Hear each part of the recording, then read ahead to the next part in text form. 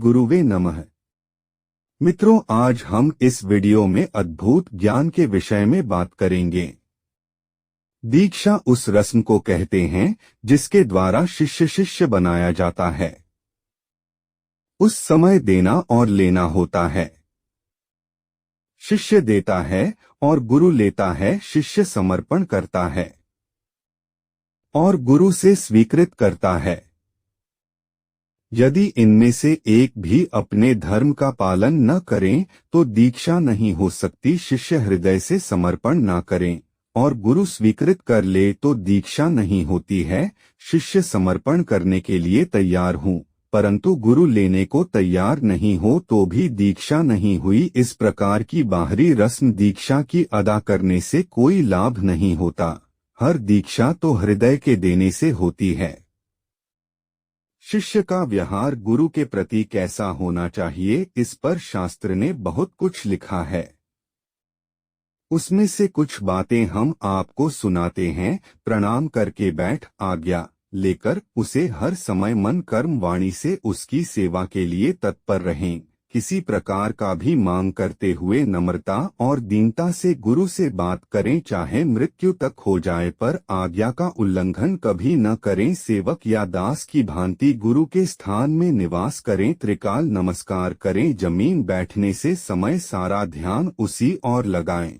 जिससे को चाहिए कि गुरु वाणी को ध्यान से सुने और सुनने के समय इधर उधर को टकटकी लगाए रहें। जब तक पास बैठे कोई भद्दा और बुरा विचार दिल में ना डाले। 5 सत्संग में पैर फैलाकर ना बैठ और ना लेटे नंगा उधार अभिनव बैठे। ऐसी हरकत ना करें जो सभा के नियम विरुद्ध हो। रोना धोना, काम क्रोध और हंसी मजाक की भी बात गुरु के सन्मुख ने बोले। जब उठकर चलने लगे तो पीठ दिखाकर ना चले। और भी बहुत सारी बातें होती हैं।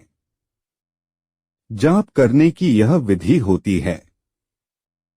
बाह्य विधि अलग से मौखिक। जी आपके द्वारा यदि एकाग्रता का लाभ लेना चाहते हैं तो आरंभ करते समय उस नाम या मंत्र को जोर जोर से आवाज के साथ उच्चारण करो ताकि मन शब्द में बंध जाए। वह थोड़ी देर रहेगा, फिर धीरे धीरे थकावट आ जाएगी और आवाज अपने आप धीमी पड़ने लगेगी, जहां तक कि होठों में आ जाएगी। आगे होंठ भी थक के रह जाएंगे। उस समय जिह्वा चलेगी, कुछ देर में जिह्वा भी रुक जाएगी, कंठ चलेगा, फिर वह भी शिथिल हो जाएगा।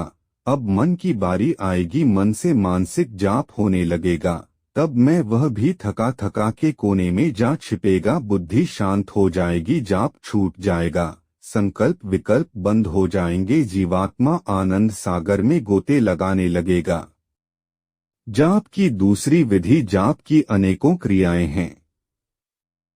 इन सब का तात्पर्य केवल मन को शांत करना और अपने को पर में प्रकाश भरना। नाम में या मंत्र में गुप्त रूप से दिव्य तेज छिपा रहता है, शक्ति रहती है। वह साधक में धीरे धीरे प्रवेश होती रहती है और उसको तेजस्वी और शक्तिशाली बनाती हैं।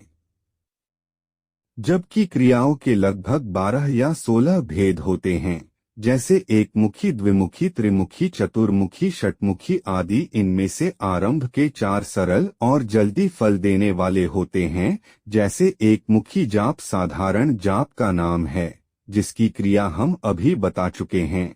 द्विमुखी कुछ उससे कठिन है। यह 2 तरह से किया जाता है।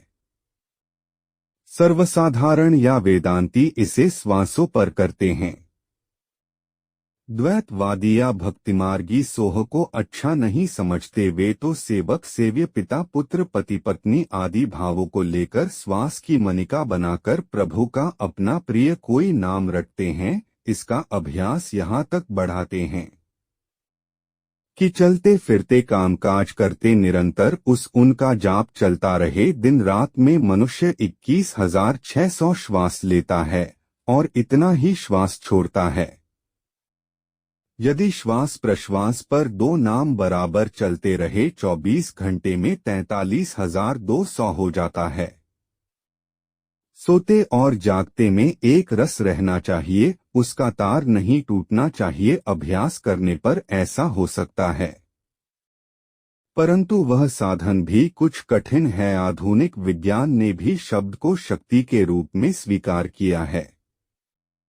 मनुष्य जो भी कुछ सोचता है वही बाद में शब्द के रूप में प्रकट होता है।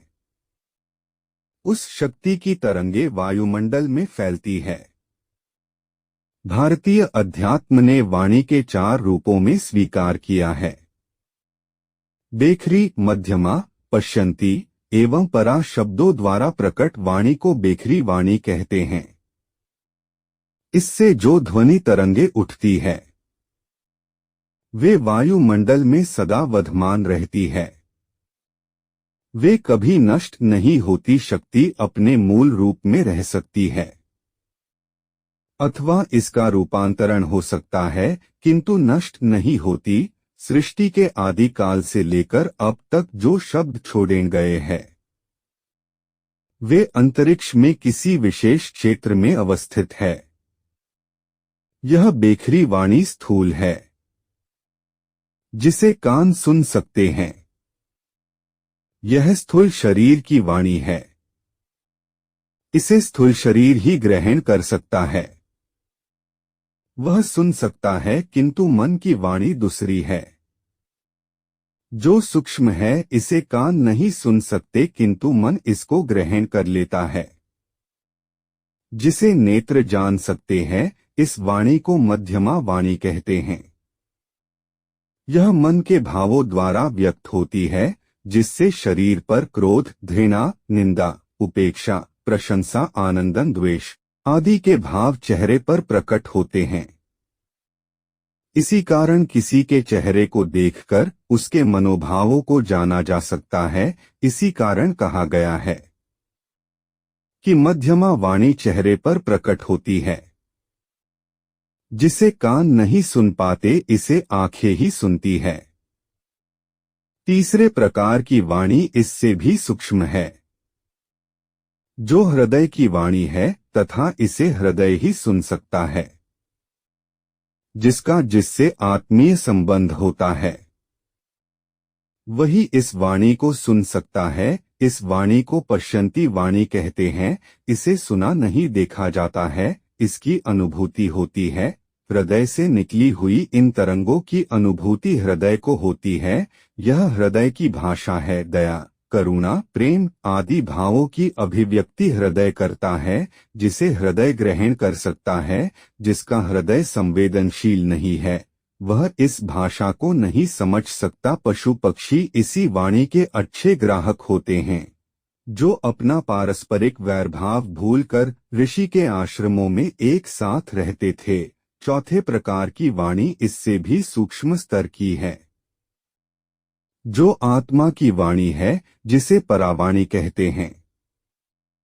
इसका संप्रेषण आत्मिक तरंगों द्वारा ही होता है, जिसका प्रभाव आत्मिक तल पर ही होता है। ज्ञानी जन इसी का प्रयोग अपने साधकों पर करके उनकी चेतना को जागृत कर उनमें आमूलचूल परिवर्तन ला सकते हैं।